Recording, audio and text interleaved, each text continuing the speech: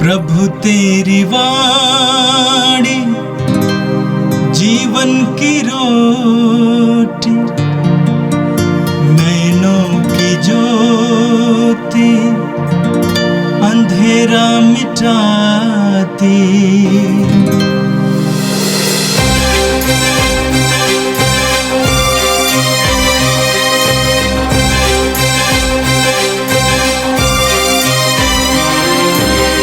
प्रभु तेरी वाणी जीवन की रोटी, नैनों की ज्योति अंधेरा मिटाती।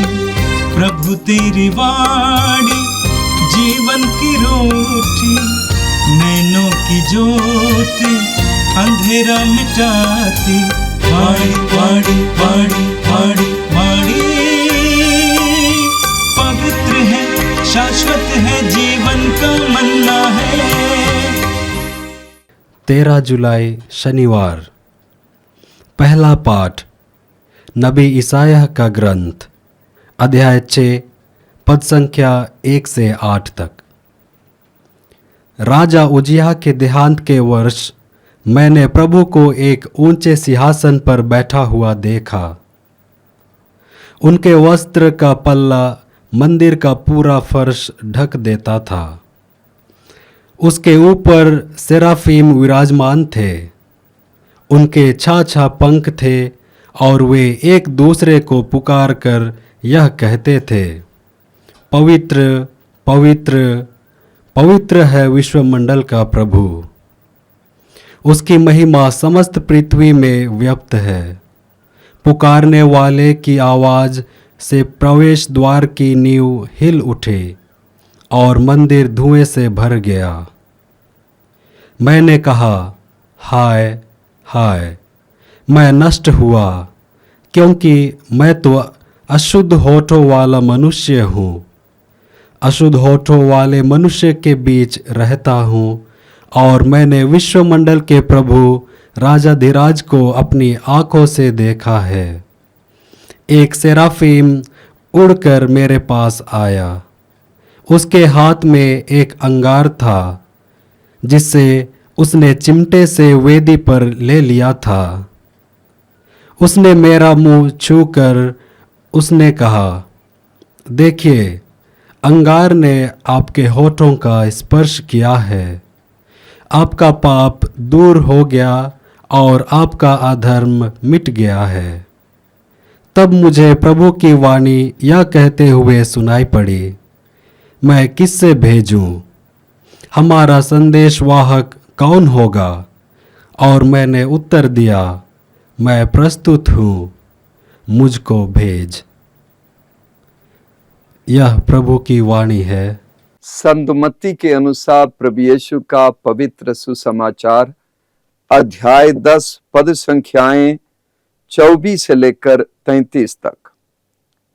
यीशु ने कहा, न शिष्य गुरु से बड़ा होता है और न सेवक अपने स्वामी से। शिष्य के लिए अपने गुरु जैसा और सेवक के लिए अपने स्वामी जैसा बन जाना ही बहुत है। यदि लोगों ने घर के स्वामी को बेल्ज़ेबूल कहा है, तो वे उसके घर वालों को क्या नहीं कहेंगे। इसलिए उनसे नहीं डरो। ऐसा कुछ भी गुप्त नहीं है जो प्रकाश में नहीं लाया जाएगा, और ऐसा कुछ भी छिपा हुआ नहीं है जो प्रकट नहीं किया जाएगा। मैं जो तुमसे अंधेरे में कहता हूं, उसे तुम उजाले में सुनाओ। जो तुम्हें फुसफुसाहटों में कहा जाता है, उसे तुम पुकार पुकार कर कह दो। उनसे नहीं डरो जो शरीर को मार डालते हैं, किंतु आत्मा को नहीं मार सकते। बल्कि उससे डरो जो शरीर और आत्मा दोनों का नरक में सर्वनाश कर सकता है। क्या 1 पैसे में 2 गौरैया नहीं बिकती? फिर भी तुम्हारे पिता के अनजाने में उनमें से एक भी धरती पर नहीं गिरती। हाँ, तुम्हारे सिर का बाल बाल गिना हुआ है, इसलिए नहीं डरो। तुम बहुतेरी गौरैयों से बढ़कर हो। जो मुझे मनुष्यों के सामने स्वीकार करेगा उसे मैं भी अपने स्वर्गिक पिता के सामने स्वीकार करूंगा, और जो मुझे मनुष्यों के सामने अस्वीकार करेगा उसे मैं भी अपने स्वर्गिक पिता के सामने अस्वीकार करूंगा। यह प्रभु का पवित्र सुसमाचार है। क्रिस्त प्रभु की जय। यीशु में मेरे प्रिय भाइयों बहनों, आज से आगामी एक सप्ताह तक हम प्रतिदिन यशायाह नबी के ग्रंथ से पहला पाठ सुनेंगे, और आज के पाठ में यशायाह नबी को किस तरह प्रभु का निमंत्रण मिला और प्रभु की विशेष आशीष और प्रभु का अभिषेक मिला, इसका वर्णन है। यशायाह नबी ने दर्शन किया, स्वर्ग का दर्शन, जहां बड़े बड़े स्वर्गदूत प्रभु के ऊंचे सिंहासन के आसपास थे, और वे स्वर्गदूत एक दूसरे को पुकार पुकार कर ये कहते थे, पवित्र पवित्र पवित्र है विश्वमंडल का प्रभु, उसकी महिमा समस्त पृथ्वी में व्याप्त है। प्रभु के दर्शन पाने के बाद, इन स्वर्गदूतों की ये वाणी सुनने के बाद नबी यशायाह को लगा कि वो पूर्ण रूप से अयोग्य हैं और अशुद्ध होठों वाला है, और उसने राजाधिराज प्रभु को अपनी आंखों से देखा है, और इस डर का वो प्रदर्शित करते हैं, अपने अभिव्यक्ति देते हैं। तब एक सराफीम नबी यशायाह के पास आता है, और उसके हाथ में एक अंगार था जिसे उसने चिमटे से वेदी पर से ले लिया था। उससे मेरा मुंह छू कर उसने कहा, देखिए अंगार ने आपके होठों का स्पर्श किया है, आपका पाप दूर हो गया और आपका अधर्म मिट गया है। सर्वशक्तिमान ईश्वर के पास ऐसा सामर्थ्य है, ऐसी काबिलियत है कि वो हमारे सारे अधर्मों को, पाप को, हमारी कमजोरियों को मिटा सकता है। और नबी यशायाह ने एक विशेष अनोखे तरीके से इसका अनुभव किया कि ईश्वर की वेदी पर, जहां पर आग का कुंड है, उस आग से अंगार निकालकर चिमटे से उनके मुंह पर को छू लिया गया। जो व्यक्ति ये अनुभव कर रहा है कि मेरे होंठ अशुद्ध हैं, उनके होठों को शुद्ध किया गया, और उसके द्वारा उनके पूरे व्यक्तित्व पर ईश्वर की आशीष आई, ईश्वर का अभिषेक हुआ यशायाह नबी पर, और उनके अंदर के सारे अधर्म दूर गए। और इसी से नबी यशायाह को तैयार किया गया कि वो अपने मिशन पर जाएं, और उन्हें चुनौती दी गई। ये सवाल पूछा गया, मैं किसे भेजूं, हमारा संदेश वाहक कौन होगा? और नबी यशायाह खुशी से कहते हैं, मैं प्रस्तुत हूं, मुझको भेज। मेरे प्रिय भाइयों बहनों, हम सभी जो ईश्वर के पुत्र पुत्रियां हैं, जो यीशु के शिष्य हैं, ये चुनौती हम में से हरेक के सामने रखी जा रही है। मैं किसे भेजूं, मेरा संदेश वाहक कौन होगा?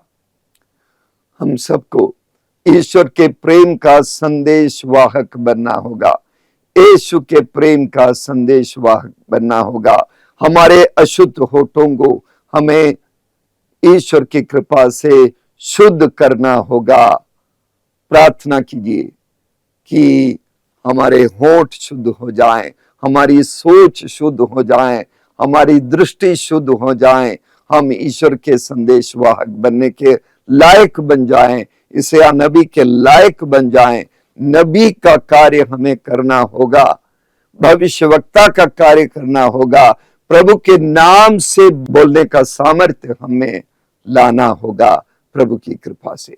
आज के सुसमाचार, जिसे हम मत्ती के सुसमाचार के 10वें अध्याय से सुनते हैं, हमें ईश्वर के बारे में और ईश्वर और हमारे बीच के संबंध के बारे में बताता है।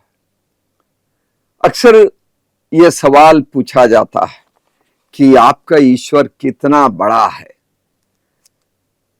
और इस सवाल का जवाब है कि आपकी चिंताओं की सूची जितनी बड़ी है, हाँ, उतना छोटा है आपका ईश्वर।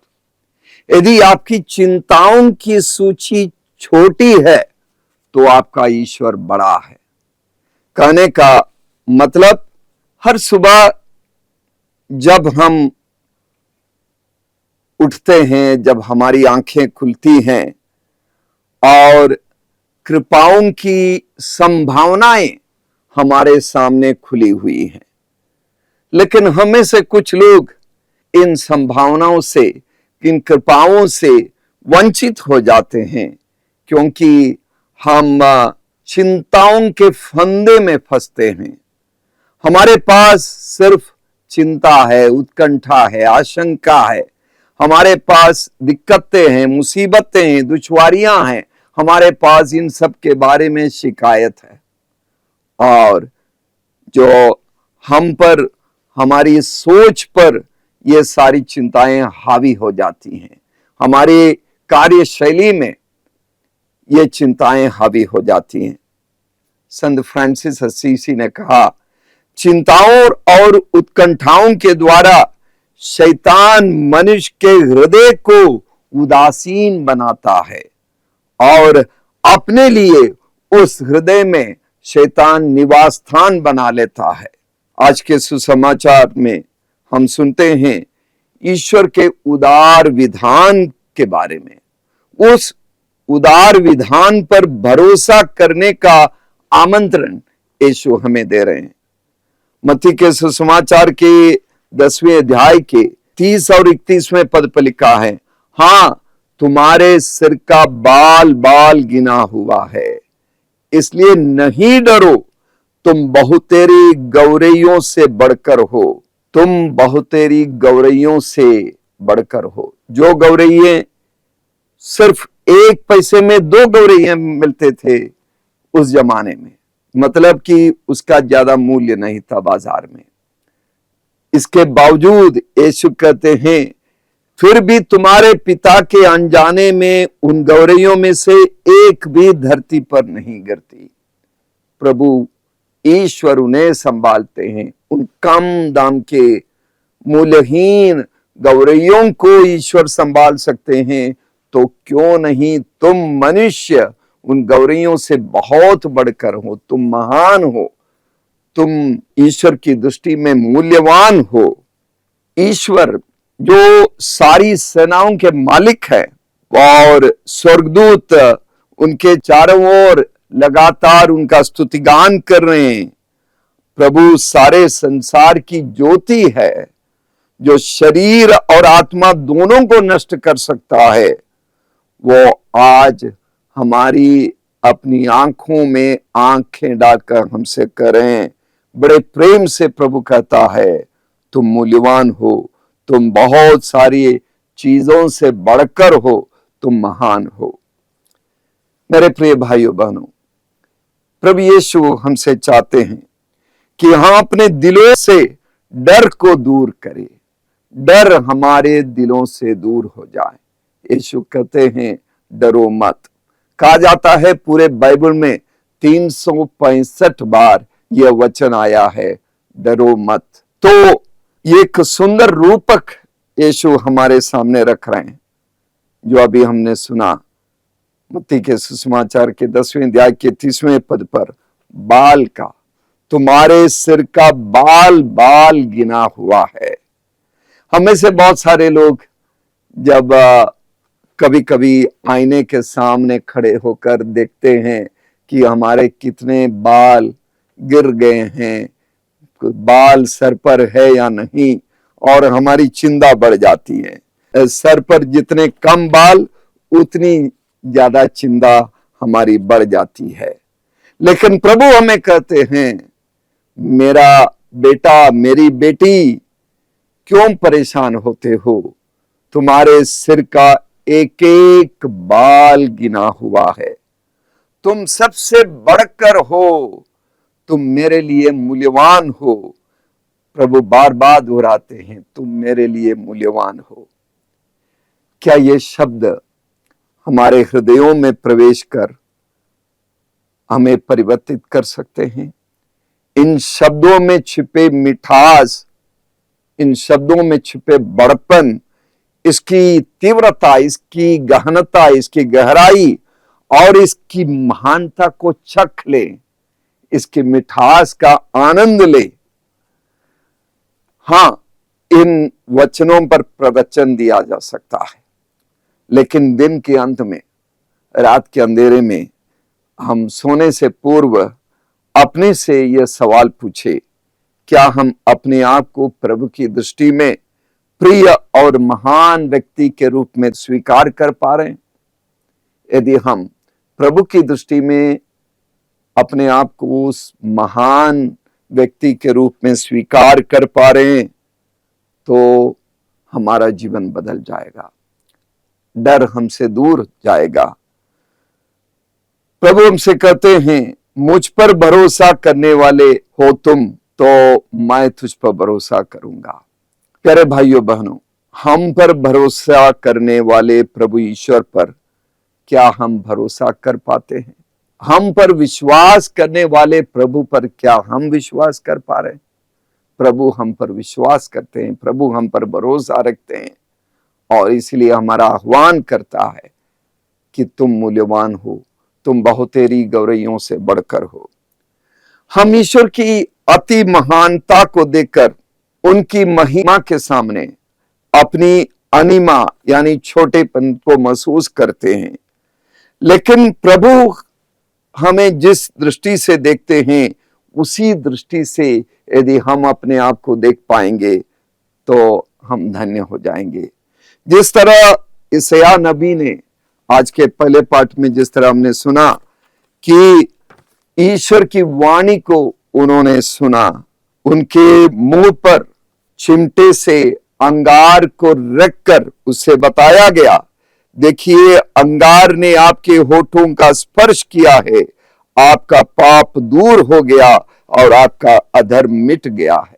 तो यही वचन हम सुने, ये अनुभव था यशायाह नबी का, ये हम सब का अनुभव बने।